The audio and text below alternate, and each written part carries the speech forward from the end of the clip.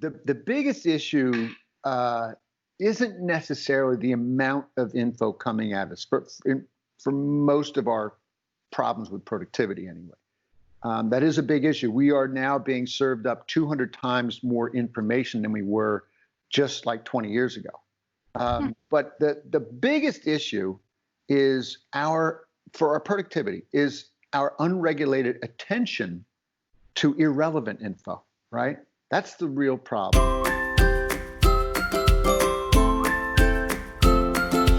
You are listening to The Foundation of Wellness, a refreshing take on diet and lifestyle.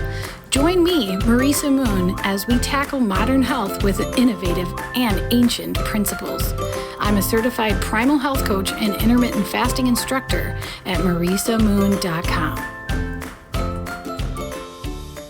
Out there, everyone, it's me, Marisa, and thanks for being here on the Foundation of Wellness. This is a fun episode because I brought my actual coach, my business coach, my ADD and productivity coach, Alan P. Brown, on the show to talk to us about information overload and overwhelm. I actually quizzed or polled my members inside my Facebook group about the topics they'd be most interested in hearing us discuss on this podcast. And information overload was one of the top ones. I can relate. All of the information coming at me from every direction, all of the ideas that I have, all of the ideas that I see, all of the ads and marketing and my email inbox. Like, can we even just for a second talk about how bad my email inbox is? I really switched over to all of my business email because my personal email inbox was just like ridiculous. Like, I can't even keep up with it. It's so bad. It's just the time when you need to just start new. But then Alan comes on the show and tells us how to get your inbox to zero really freaking fast. And he's talking to us about a lot of things related to information overload because some of it we don't even realize we're doing. We don't even realize that it's actually us doing it to ourselves. And there's things you can do. There's boundaries you can put in place. There's actions you can take to prevent yourself from falling into those same patterns of behavior and procrastinating on things that you really intend to be doing. And so you can be more productive. I mean, Alan is a productivity coach. He's the host of Crusher TV. Really cool little thing he's got going on online. It's like an online TV show where you can watch these like 15-minute, I think some of them are longer, some of them are shorter, but $10 a month, you can watch his videos on all different productivity hacks and mindset hacks and things that help you get your act together. So Alan teaches productivity hacks to crazy busy professionals and entrepreneurs more specifically. As an adult with severe ADD who was undiagnosed for decades, Alan's untreated learning disability manifested into underachievement and substance abuse and so much more. After hitting bottom, Alan began developing and curating brain hacks and strategies that helped him build a successful advertising career and several startups, and one of which was sold for 8 figures. I mean, this guy is pretty amazing. He's a best-selling author too. He wrote this book called Zen and the Art of Productivity. And he's also a featured speaker all over the world, US, Europe. He was even on TEDx. And he uses his online TV show at crushertv.com to help people live to their potential by unleashing the power of their brains. I'm in one of Alan's weekly coaching groups. So every week I talk to Alan, I think since like last October. And I get so much out of it. I just really need that type of accountability. I need to be checking in with someone. I need someone that I can talk to about my personal challenges and setbacks as they're related to my business. And oftentimes I end up talking to him about personal setbacks that aren't even related to business. I started following Alan years ago, and that was when he was more focused on helping ADHD individuals. And he has slowly worked his way into primarily coaching people who are business owners are serious about their business and solopreneurship, entrepreneurship. But you'll see everything we're talking about today with Alan is so directly correlated with our behaviors around food and nutrition, our feelings of overwhelm regarding what is healthy. I mean, I have on my website and in like my bios everywhere that I help people put an end to the confusion about what's healthy. One of the most critical things that you need to do to create a lifestyle of health and happiness and well-being is to really hone in on some fundamental confidence-driven concepts that you identify with, that you know wholeheartedly you connect with and you can look to for answers. And for me, that's always been ancestral health. Ancestral health is the philosophy based on following the lifestyle factors and dietary choices of ancient humans long time ago, before industrial food processing, before modern conveniences, and really when humans were hunter-gatherers, or even before that, before we were civilized. Because if we look at the ways that they were living, we can more easily understand what our genes, what our body is designed for, what it expects from us, and how we are so thrown off that path with modern living. And then we can apply some of those concepts today in really clever ways. That's what I help people do. And so whenever I'm looking for answers, I'm usually going to ancestral health. Like, okay, I don't want to overwhelm myself. I don't want to be confused. I don't want to second guess myself. And if I look back on our ancient ancestors and I understand how humans lived for thousands and thousands of years before anybody was telling them what to do, it helps me come to peace and come to a decision. And Alan on this episode tells us tons of ways that we get in our own way and things that we can do, like truly take action. Actually, at the end of this episode, he is like, hey, guess what? You're taking in information and it feels like you're doing something, but you're not actually doing it. You have to take action. So I hope that this episode encourages you to take action and start doing things differently so you can create the life that you want. Here we go. Welcome to the show. One of my favorite people in the world, Alan. I'm so happy you're here. Great to be here. Thanks for having me on. Oh, absolutely. It's been something I've been thinking about for a while because you already helped me so much. You've been a part of my life for years, whether you know it or not. But we've actually been talking once a week for what feels like almost a year now. It might have been. I mean, your group coaching is going well. I love it. Yeah. I brought you on the show because my audience really shows interest in learning how to cope with information overload in 2020. It's just overwhelming how much information we have access to, how much is like coming at us, like thanks to ads and stuff on social media or just marketing in general. And then, you know, people are hitting on our weak spots too. They're hitting us where it hurts, where we really need the help. And so we're trusting these resources and all of a sudden we're in over our heads with information and we need a break. Yeah. And I want to make sure we get, you know, at some point directly on that, you know, what's valuable, what's not. There's so much coming at me that could help my business or could help my, you know, my life generally, and kind of knowing when enough is enough. But I definitely want to get into that. But I do want to also just talk about how the information overload affects our productivity generally. Mm-hmm.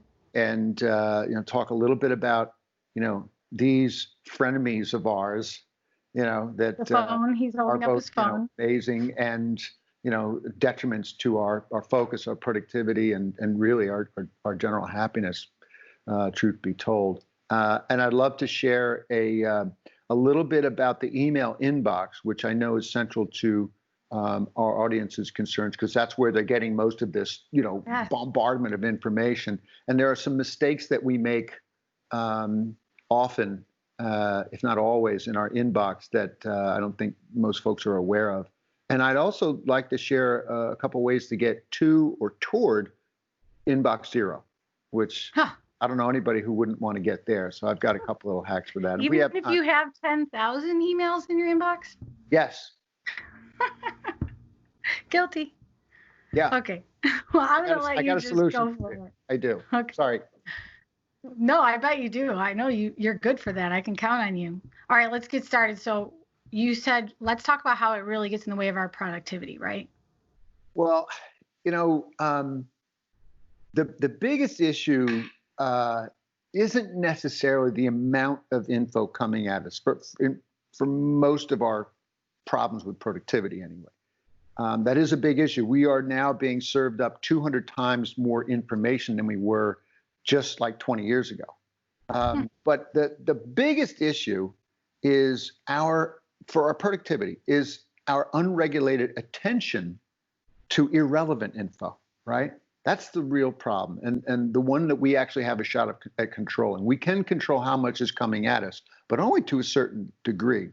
But So I want to share why our attention so easily escapes to these guys. And I'm probably going to lift this phone and go like this about 6 times in this conversation. So I'll keep that right here in my holster. And whenever I point to this, what I mean is our gadgets, our social media, our email inbox, our YouTube searches, all that stuff, news feeds. So it's everything. And I'll talk briefly about that in just a second. So let me get into the fact that tech really is the culprit in 2 of the biggest time wasters when we work.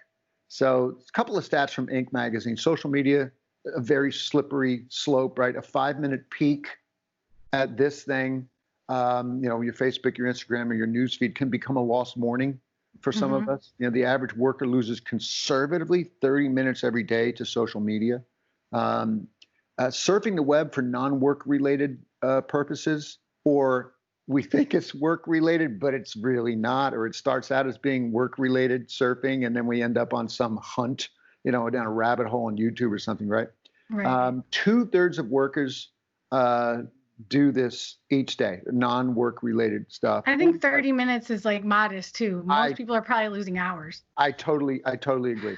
So it's 30 minutes. So you figure 30 minutes on social media minimum, 30 minutes minimum on just non-work related surfing, not social media, but just surfing, looking for stuff. So you think about it, that's an hour a day for a normal brain. I'm an ADDer. So, for someone with my brain, it is much likely to be a much higher, amount of time. So just at an hour a day, or let's just say hour and 15 minutes a day, that's basically a full work day each week. So if we want that hour plus back, we need to first understand a few really important things. One, our gadgets and much of the software that we run on them, they're designed to be addictive, all right? The dopamine circuitry also that gets lit up when we're scrolling our news or social media, or even just deleting emails in our inbox, it's the same circuitry that lights up when a drug addict takes his drugs. And I know you're talking about circuitry in our brain. Dopamine is like this chemical in our brain that makes us seek something. That's why it's related to addiction, but it's also related to motivation and things like that, right? Correct. It's the feel good brain neurochemical, and whenever we lift this thing up and scroll or click on something, we're getting little dopamine hits. And again, it's the same circuit that I was a drug addict for a good many years, and it's hitting the same circuit that was hitting me when I was a junkie. There's a guy named Tristan Harris who is now an advocate for consumers with regard to social media and gadgets. He was interviewed on 60 Minutes, and he used to work at Google and Facebook as an engineer. And he says that you need to understand that when you are here, and I'll just pull up the YouTube app, and he says you need to understand that whenever you are in front of this screen and doing this, there are thousands of people behind this screen whose job it is to make you do this. Keep scrolling. One more time. And they use some of the tips and tricks that casinos have been using for many years to get you to pull that handle on a slot machine more. But the other thing that we really need to be aware of is that these gadgets and the software, they exploit what author Cal Newport calls the principle of least resistance, right? So check this out.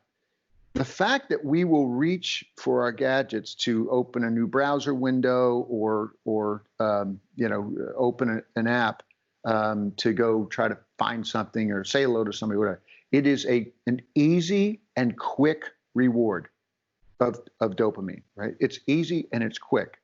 It also gives us this little feeling that we were accomplishing something. So for instance, if you were to open up your emails and delete a few emails, that's what's called pseudo productivity, but it makes us feel sort of subconsciously that we're getting something done. Well, I just deleted 3 emails, or I just said hello to so-and-so, or I just did a little bit of research on YouTube, blah, blah, blah. We feel like it's moving us forward. Yeah, we don't even have to justify it out loud. Like when you say it out loud, we'd realize we're not really doing anything productive, but like we trick ourselves just into feeling like we were just productive. You're right. And you just hit upon maybe the biggest thing in all of this with regard to productivity is that we do this subconsciously. Yeah. We're not even, and think about this.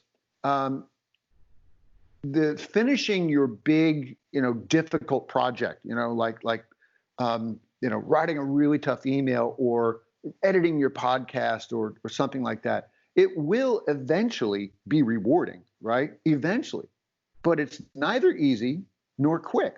But taking a quick break from that work to just check your emails or I'm just going to go see what's over here. Mm-hmm. That's quick and it's easy. And subconsciously, we have the feeling that it's moving something forward, or that we're getting something done, or that we're getting a rest from it. And we can talk about that. But I want to go to the third kind of area of awareness that can help with this stuff, and that is being aware of the triggers that prompt us to go and grab this thing, right? So think about this, because to the point you just made. This is semi-conscious activity, right? Semi-conscious. We're barely even thinking about it. We just pick it up. We go, let me just see what's there.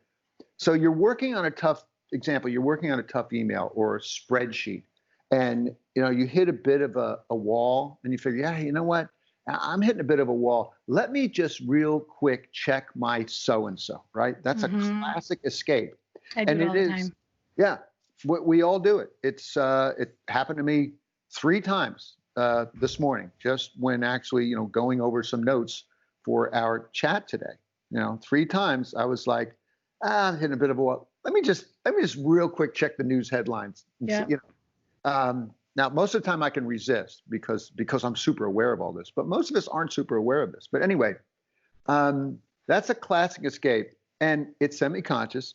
And you are often doing it before you even realize it. But if we're more conscious of the triggers that prompt that escape, we can better, resist that temptation. So the most common underlying triggers that lead to an escape into this, and these are escapes: fatigue, right? As I just mentioned, hunger.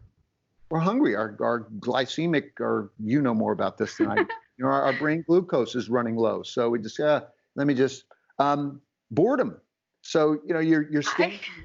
I'm laughing because I didn't even know you were going to go in that direction. The first triggers I thought of were those stupid little red numbers and the notifications on your phone, beeps and notifications popping up, and just your phone being in your presence. So like I have to turn my phone over and oftentimes put it behind my laptop so I don't even see it.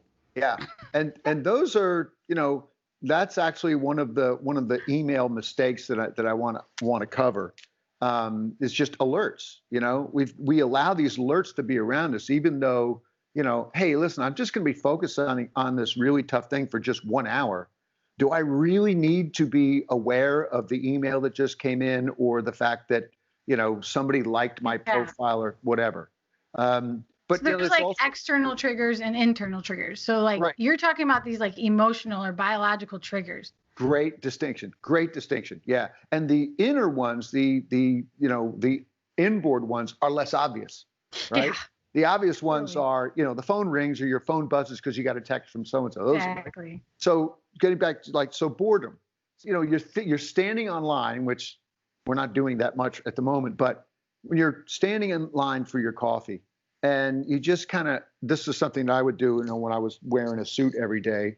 I would just kind of go, let me just, right? It's just an automatic almost thing, but it's boredom. My mind is bored. I don't like being bored. I don't like having nothing in my head. So let me put something in my head. There's resistance, right? That feeling of, I just really don't want to be doing this right now. This is hard. It's not that I'm hungry. It's not that I'm tired. It's just that, screw this. I'm just going to do a little bit of this. Isn't that like a form of procrastination? Basically, that's what you're saying. It's like we're avoiding what we're supposed to be doing.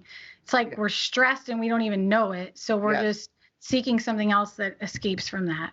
Absolutely. They result in procrastination. The resistance is a definite sort of a barrier to action, if you will. When we find something to be hard, we go, yeah, it's hard. I can't really figure it out right now. So let me take a break, or let me go and do this instead. Classic barrier. Guilty. Well, so another one is also just FOMO, right? Fear of missing out. Yeah, I wonder if anybody has commented on my thing yet, or I wonder what the latest news is, even though I just checked my news app, 60 minutes ago or whatever. So if you're honest, also all of these, should resonate with our entire audience here. So, but think through these triggers and then maybe visualize and highlight in your mind the ones you think that most often semi-consciously you escape into, and keep your eye on those. Now, when you do catch yourself with, one of these, triggers, or, you're escaping into something you're about to, consider taking instead one of what I call the 4 noble escapes. And you've heard me talk about what I call recovery rituals, right, Marisa? When you are working on something really tough and you've set yourself a single tasking session, you set, alarm, you set a timer for like an hour to just work on this one thing. That's something I'm always prescribing for those of you who don't know me. But you reach a point where you get a little fatigued or hungry or whatever, and you just recognize that you need some recovery. And that recovery can take all kinds of forms. So I call these 4 examples of recovery rituals the 4 noble escapes. Okay. I actually did an episode of Crusher TV. It was episode 20, I think, and I did it. Just kind of having fun. I did it. I was dressed as sort of a priest, and I had not a Bible, but I had a black notebook with a little fist on it that sort of looked like I was holding a Bible. And I did the whole thing in like biblical speak, right? So I'm going to go ahead and take a chance that this will be funny. Okay. But, so the 4 noble escapes, that's why I call them the 4 noble escapes, are 1, the teat of protein. Right? Okay. When hunger calls, forsake the carbohydrate, right? Carbohydrates. Forsake that, and instead, nurse on the teat of protein. It will nourish your brain so long as you do not indulge. This is so Alan. I love it. Right? Wait, but this is really important for our listeners, because I don't know if you realize this, Alan, but everything you're talking about regarding productivity, like going to our phones or our gadgets to escape something or avoid something, we do the same thing. Instead of with our phone, we do it with food, snacking. But it's not protein. You just said forego the carbohydrates. So when we're stressed or avoiding a task or burning out on something, we just mindlessly start snacking because of that dopamine that we get when we reach for the food.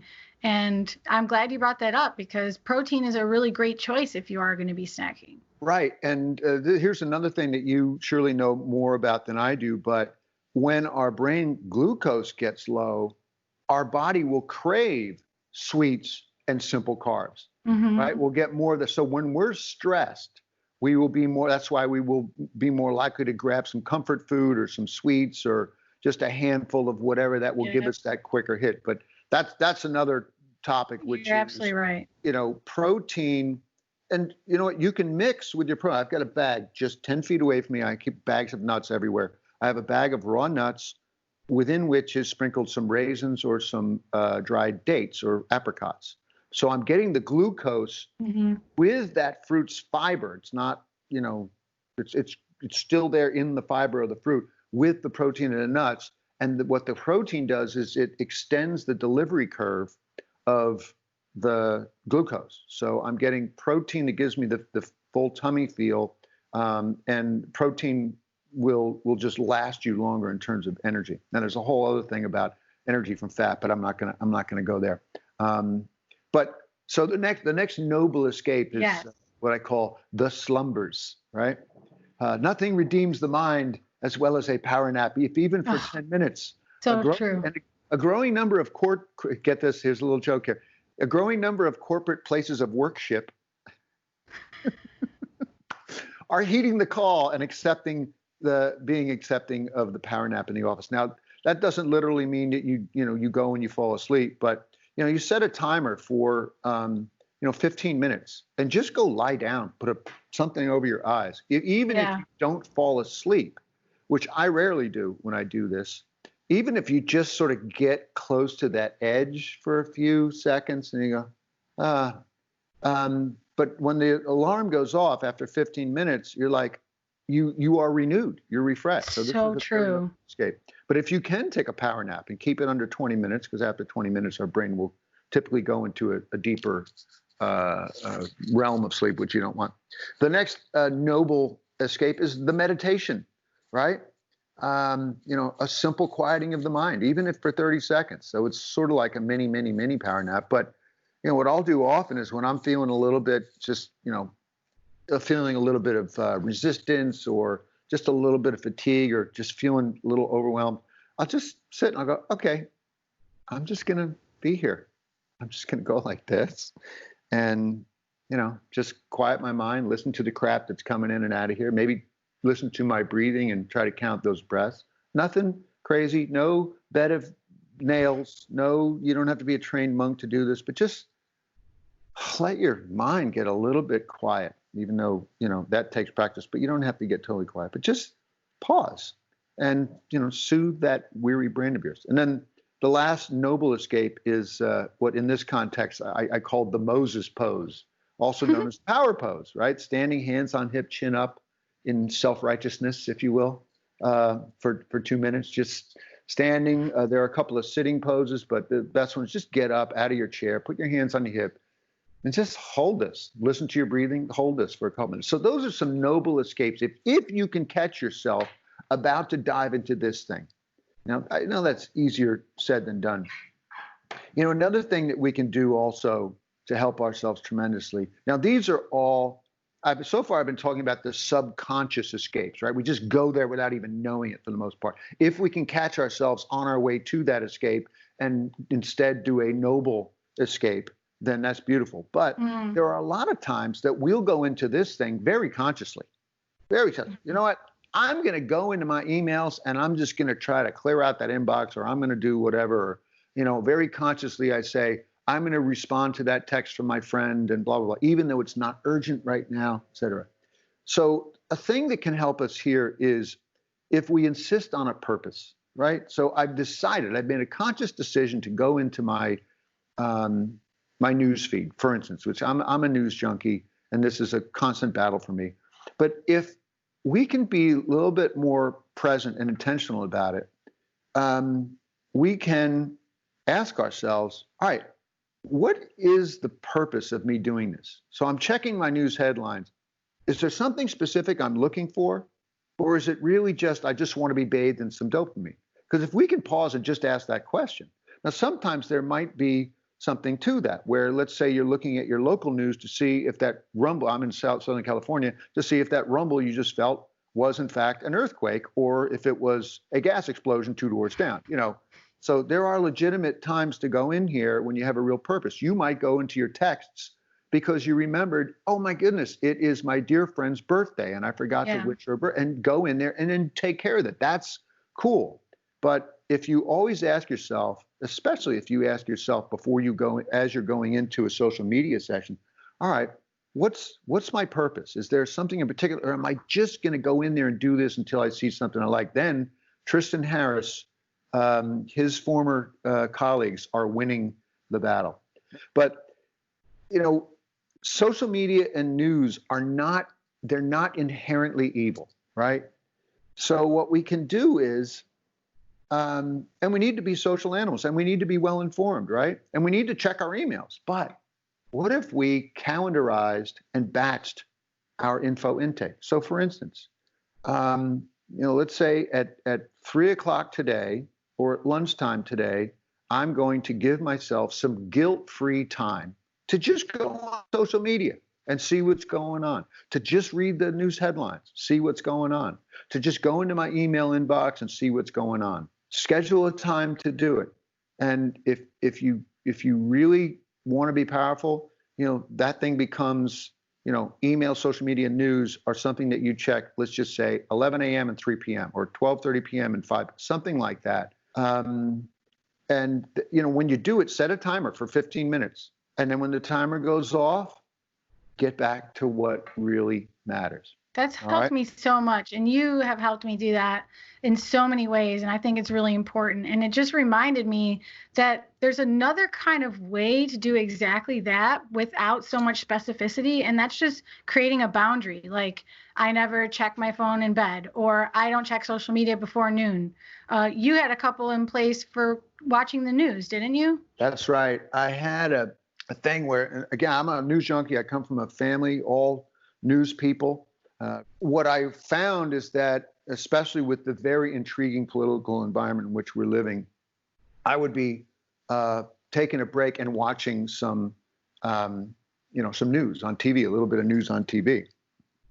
And I just realized that was really an ugly escape, because I wasn't really learning anything new, but more importantly, it was taking, 20-minute chunks out of my day. And, I can't have that. So what I did was I decided I made a rule. I only get to watch daytime news during the daytime while I'm eating lunch.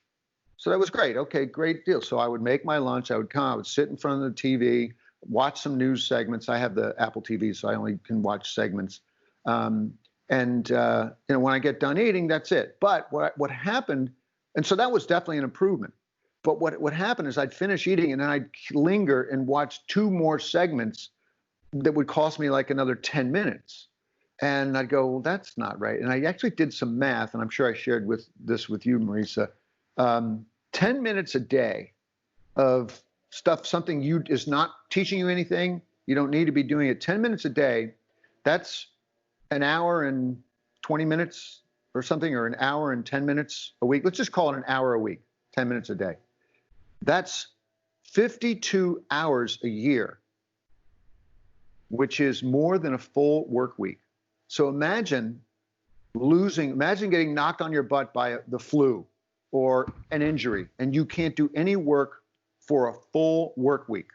And it sets you back, and now you're just more That's what we're doing with 10 minutes of needless info consumption. So here's what I did to solve that. I said, I no longer get to watch news during the day. In fact, new rule is eating equals meditation.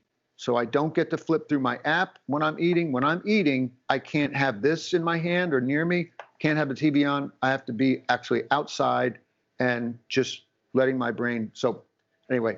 Okay, this is awesome stuff. And I was just thinking the phones now even have things to put a limit on it for you. So like I have time limits that go into effect at 8 p.m. so that I have to jump a couple of hoops. If I really want to check Instagram, I have to say, okay, I understand there's a time limit on my phone and I have to check 15 minutes or forget it or whatever. And it makes you stop and think for a second before you just follow through with that automatic behavior. And It stops me from taking in too much information and distracting me from what really matters. Yeah, these apps are great because what they're doing is they're taking you off of autopilot. Yeah. Right? They're bringing you back. Right? Cool. So yeah. Anyway, so let me share some because this actually is a nice segue. I want to get into emails, and this is a nice segue into that issue that so many in your audience have about just the onslaught of what is potentially valuable information. What do I do with it all? Right? Mm-hmm. So let me just first talk about some mistakes that we make in our email. Now, ideally, we would all be at inbox 0, right? We would have no emails in our inbox so that every time one came in, we could then go, oh, I've got this one email. What shall I do with it? Wouldn't that be great? Oh, man. It's kind of like if you only had one to do today, every day, if you only had one to do, imagine how much love and creativity you could bring to that one to do every day. Wouldn't that be awesome? Well, that's sort of what inbox 0 does for you. There are other benefits to it, psychological benefits. I won't get into it, but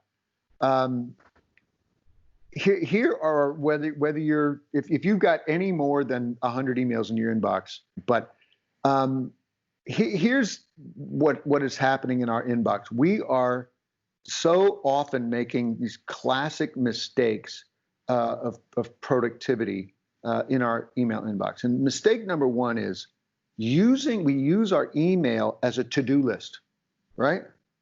We go check our emails, and once we're looking at our email inbox, that becomes our to-do list, right? oh, well, there's this email, there's that one. Which one of these should I, blah, blah, blah, right? As opposed to this being your to-do list, the thing that you decided you were going to work on today. Now He's you go. holding up a planner, I'm everybody. sorry. Yeah, I'm holding Some up. people are audio. Yeah. Oh, sorry. Yeah, I'm holding up my planner. Thank you.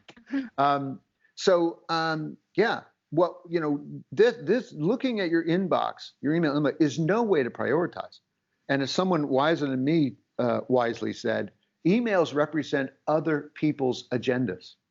So the less you're working from your inbox, the more you're free to work your agenda. So another reason why, ideally, unless you're in a certain kind of business that really does require you to be checking that all the time, those are few and far between, you should be scheduling your email sessions, right? Just at 11 a.m. and 3 p.m., that's when I'm going to check my email. Now, mistake number 2, not just, you mentioned this already, Marisa, not turning off our alerts. We've got these alerts that pop up on our screen, or we get a buzz from our phone, or whatever that is. There's, again, unless you're in like some very intensive customer service role, or you're an EMT, you don't need to know every time an email or a text arrives. So just shut those doggone things. And partly as a result of unmuted alerts, mistake number 3 is processing emails as they come in, right? We have this urge to look at and react to an email the moment that it arrives, right? Well, it's novel, it's new. But really, what makes that most recent email the most deserving of our most immediate attention?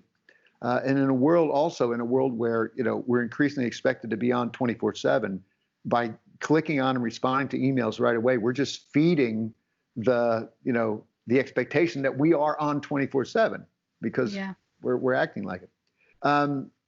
So again, it's important to have some, email-free zones across our day. Mistake number 4 is using email as pseudo idea capture. And this, I think, will really relate with that issue that you were describing earlier, about, we're running our business, or we're trying to maintain our health.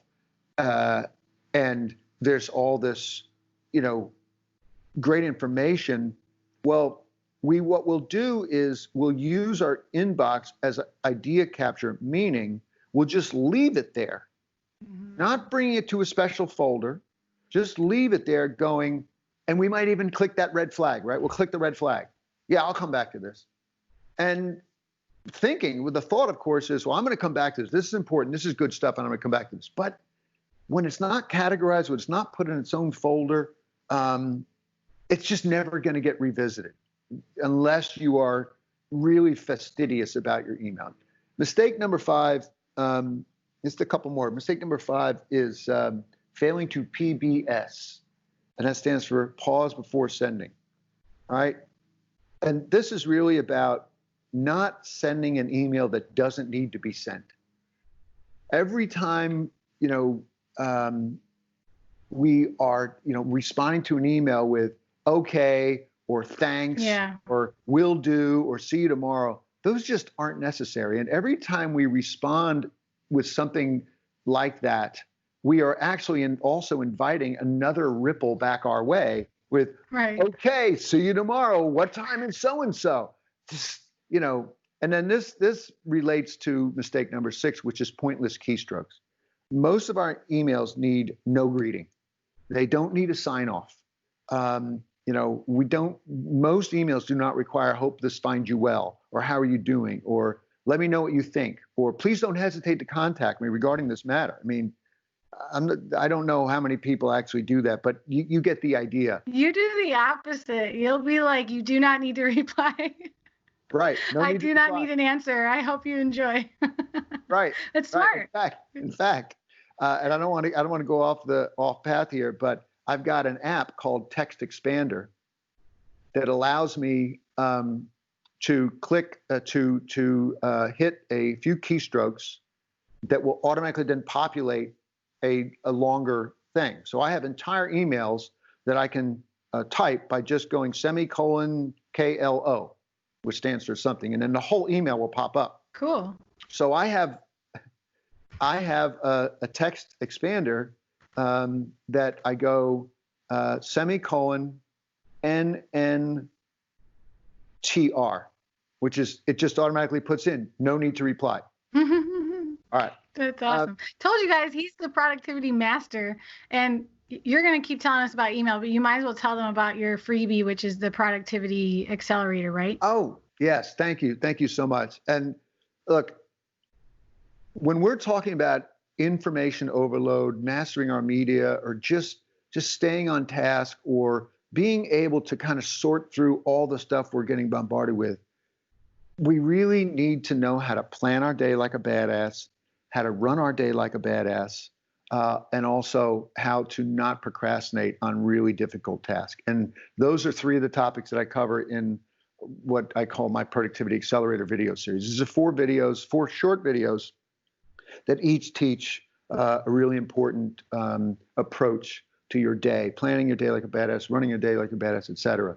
And you can get it at crushertv.com/accelerator, ACCELATOR, crushertv.com accelerator. Please go grab that.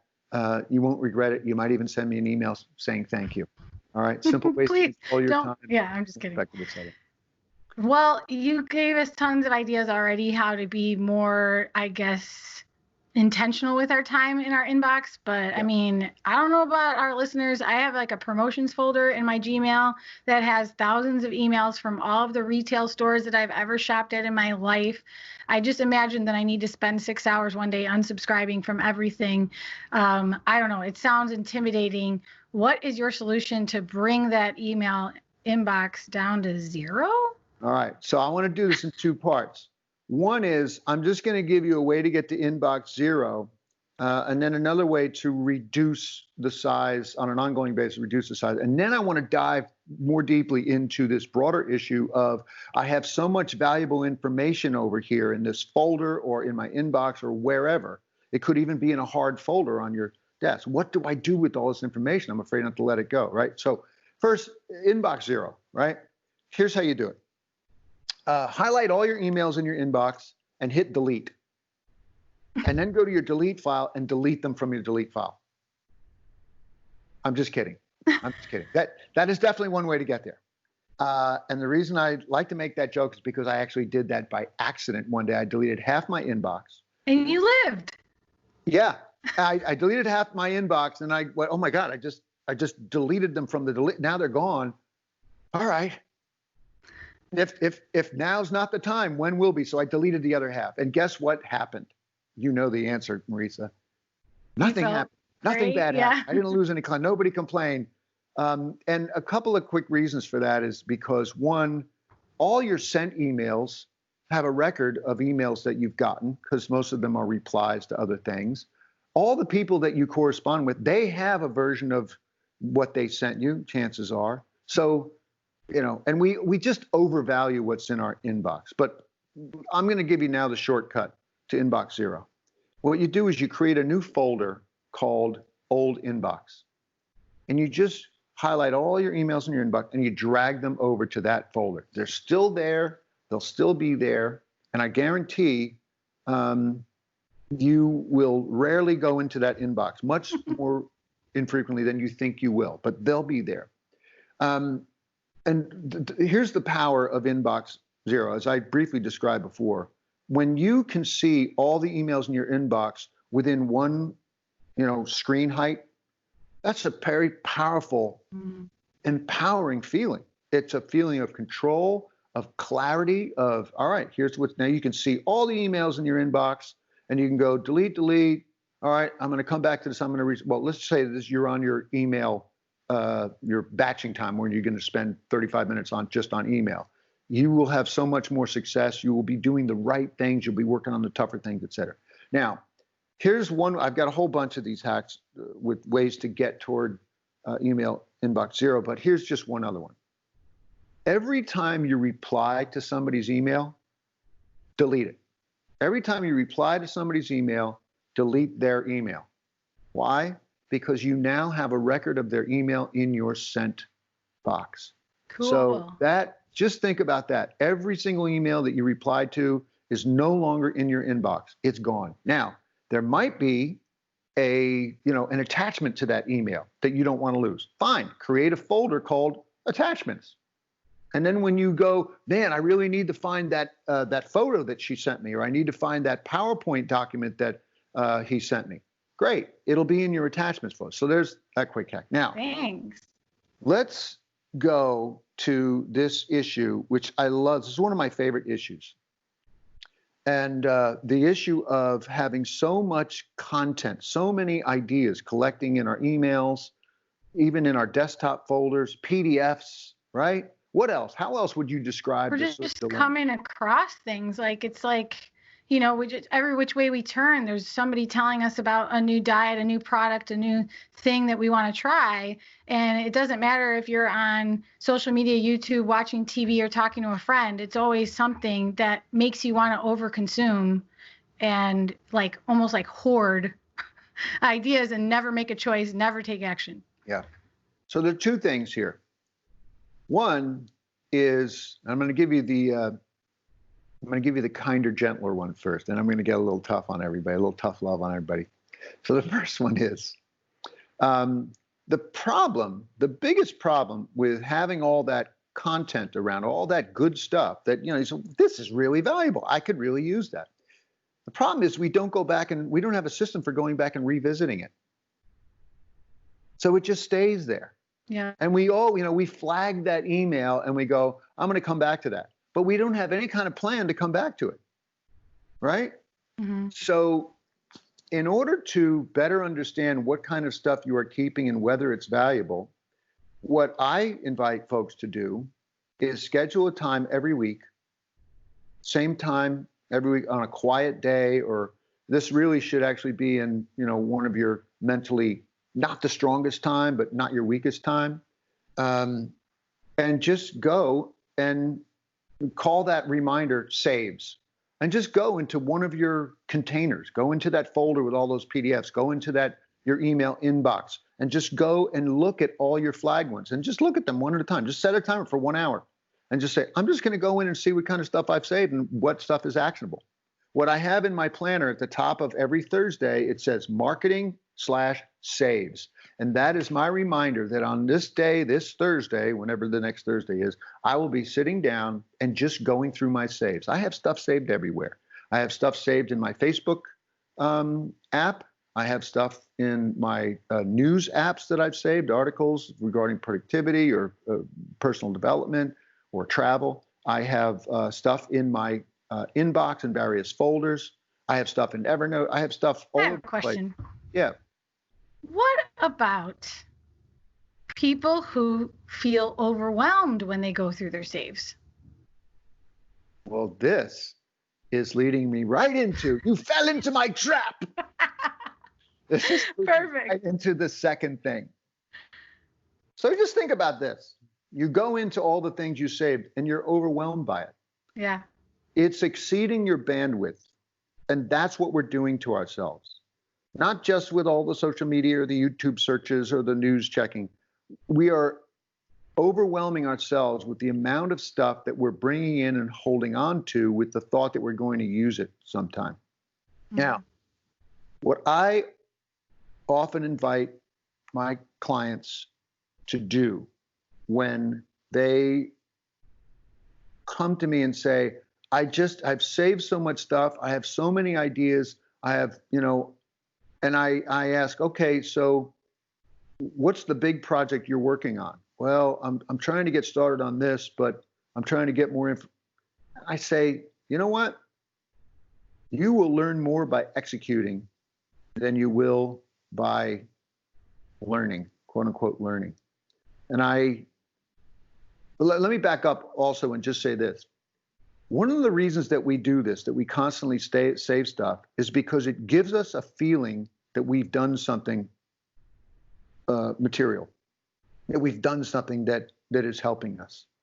And it's not really helping us, is it, if we never come back to it? Mm-hmm. So it just becomes another thing that we think, wow, this is really good. Now, if you're categorizing that stuff and putting it into various well-labeled folders, then you got a better chance of coming back to it, especially if you do, you know, a visit to it every week. But for most people, it's just a generalized collecting of stuff, signing up for webinars, buying that new book, right? Buying that book that just then sits in the pile of books. I've got a pile of books. I got a pile. But I don't buy nearly as many books as I used to because I made a decision at one point. I think I've learned enough.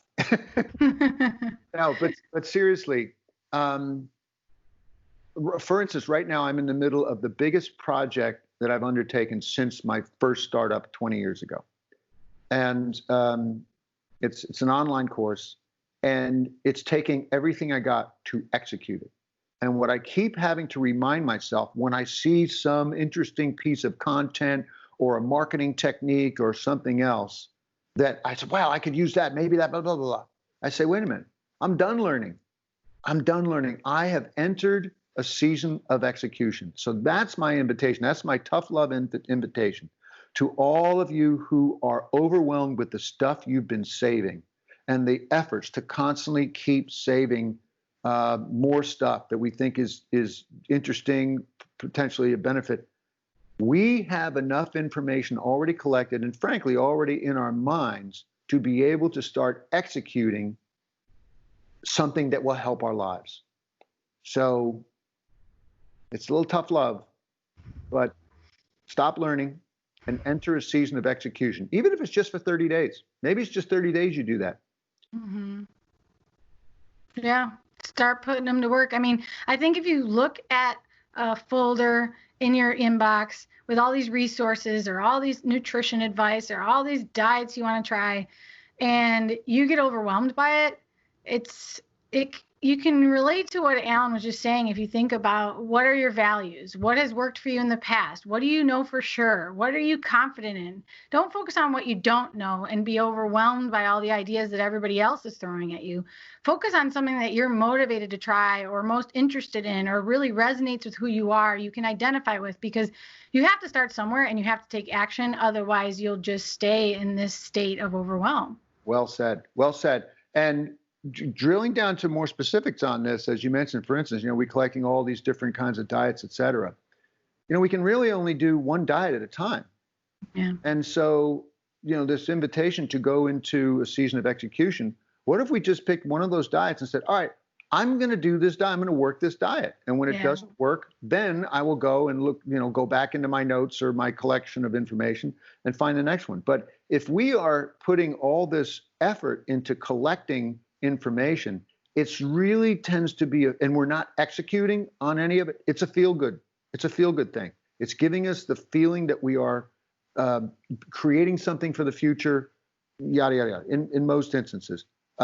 Even with regard to marketing, if you're a solopreneur and you're marketing something and, you get all these ideas like for a new online course or how to market it or whatever, you know what?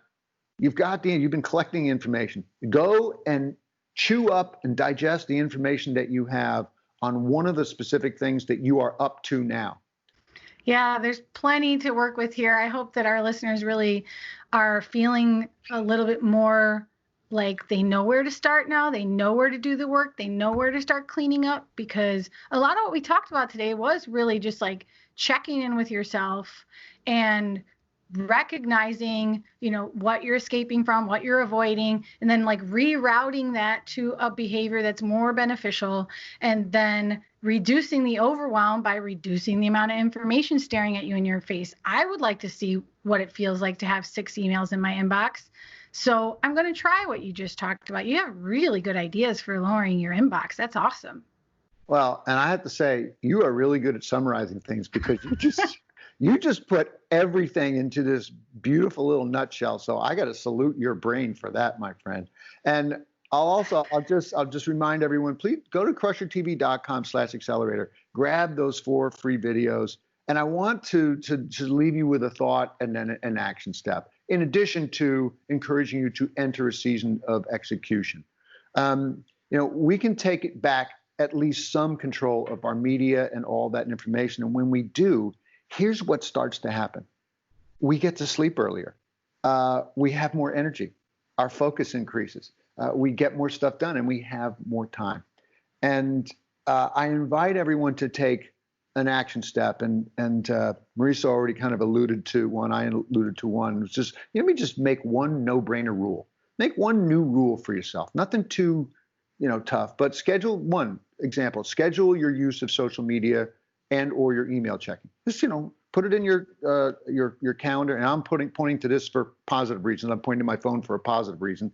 Go into your iCal or whatever and create a repeating, calendar item that says email time, 11 a.m., 2 p.m., or whatever that is, or social media time at lunchtime or whatever that is. And just make a rule of only doing that, or trying your best to only do that in those times. How about what Marisa mentioned? No screens after 9 a.m. or before 8 a.m. Another one, make social media off limits during your meals, when commuting, or when you're in the loo, or when you're in bed. So just pick or make another rule that you have that will really help you with your mastering your media and beating your overload. And by the way, when you do all this and you are escaping less into this device, into this software, you're going to have more energy left over to go into your vast library of great information and not be overwhelmed, and be able to choose something from there and put that into action. And don't expect yourself to just be able to use willpower. Turn off your gosh darn notifications, because you really don't need them, and you'll find it much easier to do what Alan's telling us actually works.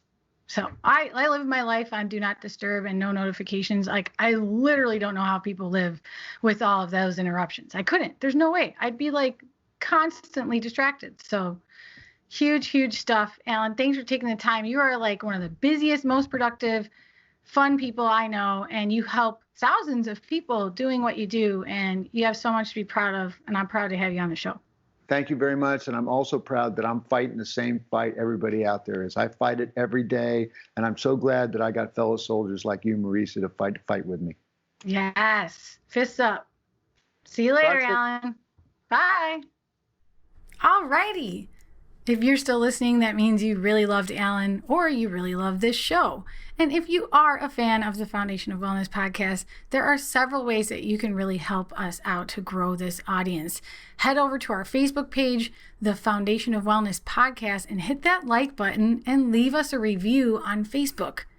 Another way to help us is to follow us on Instagram at foundationofwellness_podcast. All these links are going to be in the show notes, but there's more.